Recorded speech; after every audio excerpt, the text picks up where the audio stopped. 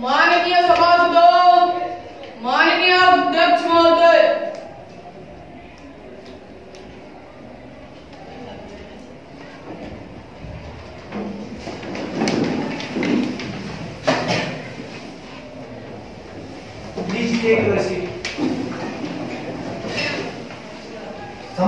सामान्य सदस्यों, आप सभी का इस युवा संसद में स्वागत एवं अभिनंदन है। संसद की कार्रवाई शुरू की जाती है और मैं विश्वास करता हूं कि यह कार्रवाई संपूर्ण देश के लिए लाभकारी होगी। माननीय सचिव, आप नव निर्वाचित युवा सांसदों को शपथ दिलाइए। श्रीमान अमन टिहरी लोकसभा सीट उत्तराखंड से युवा सांसद चुने गए हैं। आप शपथ के लिए मंच पर आएंगे। श्रीमान अमन।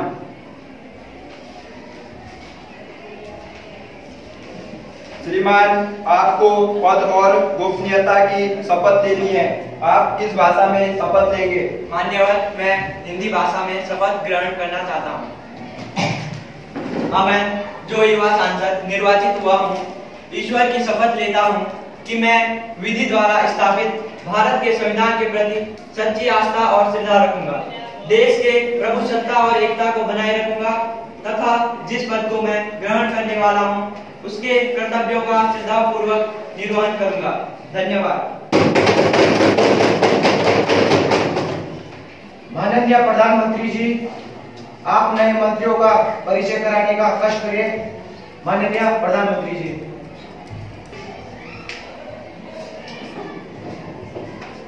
माननीय अध्यक्ष महोदय, मैं आपको तथा संपूर्ण सदन को नए मंत्रियों से परिचय कराता हूँ। मंत्री जी हैं श्रीमान अमन, गृह मंत्री भारत सरकार। कुमारी लक्ष्मी, विदेश मंत्री भारत सरकार। कुमारी अनीसा, रक्षा मंत्री भारत सरकार। श्रीमान आदित्य कुमार, सड़क परिवहन मंत्री भारत सरकार। कुमारी लक्ष्मी, कुमारी लवंशी, महिला एवं बाल विकास मंत्री भारत सरकार। कुमारी ऋषिका, शिक्षा मंत्री भारत सरकार। कुमारी बबीता, वित्त मंत्री भारत सरकार। धन्यवाद। श्रीमान, प्रश्नकाल शुरू किया जाता है। प्रश्न संख्या 101, श्रीमान विवेक। माननीय अध्यक्ष महोदय, शिक्षा प्रत्येक देश की रीढ़ होती है। हाल ही में हमने अपनी शिक्षा प्रणाली में नई शिक्षा नीति 2020 को तैयार किया है। मैं आपके माध्यम से माननीय शिक्षा मंत्री से पूछना चाहता हूं कि नई शिक्षा नीति संपूर्ण देश में कब तक लागू की जाएगी? धन्यवाद महोदय।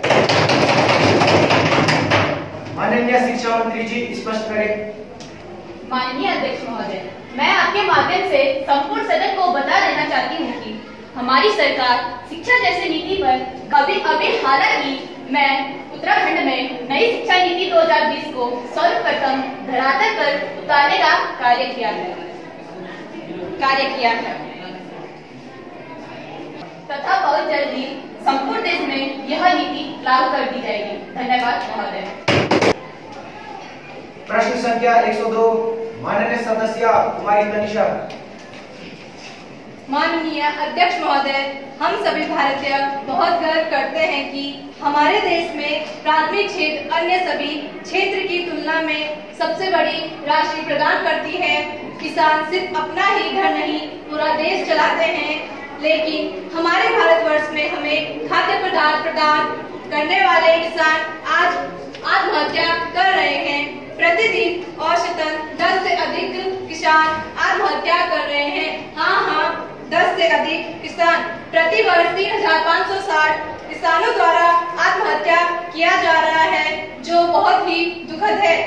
अतः मैं माननीय कृषि मंत्री से यह जानना चाहती हूँ कि उनके मंत्रालय और सरकार द्वारा इन घटनाओं को रोकने के लिए क्या कदम उठाए जा रहे हैं? रुक जाएं। प्रश्न संख्या 103, माननीय सदस्य कुमारी पल्लवी। माननीय अध्यक्ष महोदय, हम लोगों ने चीन का सामान कभी न कभी अवश्य खरीदा होगा और यह भी गौर फरमाया होगा कि यह सामान ज्यादा दिन तक टिका नहीं होगा। चीन के सामान होते हैं भगवान भरोसे, चले तो चांद तक वरना मचान तक। ऐसे ही संबंध भारत और चीन के बीच नजर आ रहे हैं। चीन हमें धमकी देता आ रहा है, वह भूल गया है कि भारत अब 1962 वाला भारत नहीं रहा है। हम सामरिक शक्ति में किसी से कम नहीं है, तब भी चीन हमें आंखें दिखाता आ रहा है।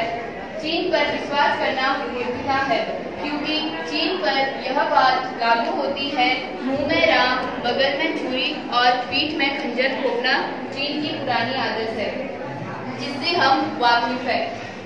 इसलिए सावधान रहना हमारी प्राथमिकता है। महोदय, मैं आपके माध्यम से रक्षा मंत्री जी से इस संबंध में पूछना चाहूंगी कि आज भारत और चीन के बीच की स्थिति कैसी है और सरकार द्वारा क्या प्रयास किए जा रहे हैं। धन्यवाद। माननीय रक्षा मंत्री जी, आप कृपया स्पष्ट कीजिए। माननीय अध्यक्ष महोदय, राष्ट्र की सुरक्षा हमेशा हमारी सरकार की प्राथमिकता रही है। हमारे सैनिक अंतर्राष्ट्रीय सीमाओं की बहादुरी और मुस्तैदी से सुरक्षा कर रहे हैं और हमारी सेना दुश्मन की हर साजिश को नाकाम करने का वादा रखती है। हम कूटनीतिक की नीति के आधार पर अपने देश को अंतर्राष्ट्रीय स्तर पर खड़ा रखते हैं। चीन और पाकिस्तान के साथ हमारे रिश्ते अच्छे नहीं हैं, लेकिन हम हर स्थिति को कूटनीति के माध्यम से और वार्ताओं के द्वारा सुलझा रहे हैं। भारत चीन सीमा पर अभी स्थिति सामान्य बनी हुई है। हमारी सरकार उच्च स्तरीय वार्ताओं के जरिए आपसी रिश्तों को मजबूत करने के लिए प्रयासरत है। धन्यवाद महोदय। प्रश्न संख्या 104, माननीय सदस्य कुमारी जिया। आदरणीय सभापति महोदय, मैं आपके माध्यम से महिला बाल विकास कल्याण मंत्री से यह पूछना चाहूंगी कि देश में 80% बच्चे जिनकी उम्र 3 वर्ष से कम है वो किसी न किसी पोषण का शिकार है। हर 5 में से 3 बच्चे किसी बीमारी का शिकार है। महोदय, हर देश के स्वस्थ एवं सक्षम बच्चे उस देश का भविष्य होते हैं। यदि ये बच्चे स्वस्थ न रहे तो उस देश की प्रगति कैसे संभव है? चाहे वह शिक्षा हो, स्वास्थ्य हो, पोषण हो या फिर महिलाओं के कल्याण की बात हो, हर स्तर पर बिगड़ रही है। स्वच्छता के साधन होने के बावजूद भी स्वच्छता में कमी दिखाई दे रही है। महोदय, मैं आपके माध्यम से इस विषय पर स्पष्टीकरण करना चाहती हूँ। धन्यवाद महोदय। कृपया महिला एवं बाल विकास मंत्री स्पष्ट कीजिए। आदरणीय सभापति महोदय, मेरे साथी सांसद ने जो मुद्दा उठाया है वह वास्तव में चिंताजनक है, लेकिन हर समस्या का समाधान भी है। हमारी सरकार ने इस दिशा में कई प्रयास किए हैं और उनमें हमें सफलता भी मिल रही है। हमारी सरकार ने स्वास्थ्य एवं परिवार कल्याण मंत्री के सहयोग से बीमारियों के रोकथाम के लिए एवं बच्चों के उत्तम स्वास्थ्य के लिए इंद्रधनुष चलाया है और कुपोषण जैसी समस्या को दूर करने के लिए राज्य सरकारों के सहयोग से हमारी सरकार ने मध्यम भोजन प्रणाली को विद्यालयों में लागू किया। महोदय, मानव संसाधन विकास मंत्रालय के सहयोग से केंद्रीय विद्यालय संगठन के सभी विद्यालयों में स्वच्छ स्वस्थ सुरक्षा कार्यक्रम इस वर्ष लागू किया गया है। स्वस्थ बच्चे स्वस्थ भारत यानी हेल्दी चिल्ड्रन हेल्दी इंडिया कार्यक्रम केंद्रीय विद्यालय संगठन द्वारा चलाया जा रहा है। यह शारीरिक स्वास्थ्य और फिटनेस प्रोफाइल तैयार करने के लिए एक पहल है। शिक्षकों और बच्चों को अच्छे स्वास्थ्य के बारे में जागरूक करना और प्रत्येक दिन 60 मिनट के खेल को प्रोत्साहित करना इस कार्यक्रम का उद्देश्य है। यह विभिन्न सरकारी कार्यक्रमों को एक साथ लाने के लिए एक पहल है जो समग्र स्वास्थ्य पर ध्यान केंद्रित करता है। महोदय, हमारी सरकार ने यह प्रण लिया है कि 2 अक्टूबर 2024 में महात्मा गांधी जी के 155वें जन्म दिवस पर स्वच्छ स्वस्थ सर्वत्र कार्यक्रम के द्वारा हमारे देश को खुले में शौच करने से मुक्त किया जाएगा। हमारी सरकार ने इस सपने को पूर्ण करने का दृढ़ संकल्प लिया है। धन्यवाद महोदय।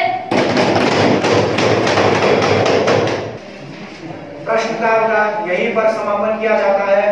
अब शून्यकाल आरंभ होता है। माननीय सदस्य कुमारी स्मृति। माननीय अध्यक्ष महोदय, जिला उत्तरकाशी के बरकोट नगर पालिका का सरकारी हॉस्पिटल मरीजों का इलाज न करके मात्र रेफर सेंटर बनकर रह गया है। छोटी छोटी बीमारियों का इलाज कराने के लिए लोगों को देहरादून रेफर किया जा रहा है। जांच के लिए हॉस्पिटल में एक भी मशीन उपलब्ध नहीं है। मैं स्वास्थ्य मंत्री से जानना चाहती हूँ कि इस हॉस्पिटल को कब दुरुस्त किया जाएगा। धन्यवाद। माननीय स्वास्थ्य मंत्री जी। महोदय, सरकारी हॉस्पिटल बरकोट में हमारी सरकार द्वारा 6 डॉक्टर की तैनाती की गई है, जिसमें से 2 लिस्ट भी है। हम बहुत जल्द ही यहाँ पर एक कार्डियोलॉजिस्ट और न्यूरोसर्जन की तैनाती करने जा रहे हैं। हमारी सरकार द्वारा बहुत जल्द ही इस हॉस्पिटल में खून की जांच की सुविधा तथा अल्ट्रासाउंड की मशीन को स्थापित करने जा रही है। महोदय, मैं विपक्ष से जानना चाहती हूँ कि जब इनकी सरकार हुआ करती थी तो मरीज अस्पताल में सुविधाओं की कमी से दम तोड़ दिया करते थे और आज इनसे हमारे द्वारा किए गए प्रयास दिखाई नहीं देते हैं। धन्यवाद। माननीय अध्यक्ष महोदय, मंत्री जी अपनी कमियों को छुपाने के लिए पिछली सरकारों अध्यक्ष महोदय, मंत्री जी अपनी कमियों को छुपाने के लिए पिछली सरकारों पर दोषारोपण करते हैं। जनता आज सरकार के किए वादों का हिसाब मांगती है तो पिछली सरकार पर दोष देकर अपना पल्ला झाड़ने लगती है।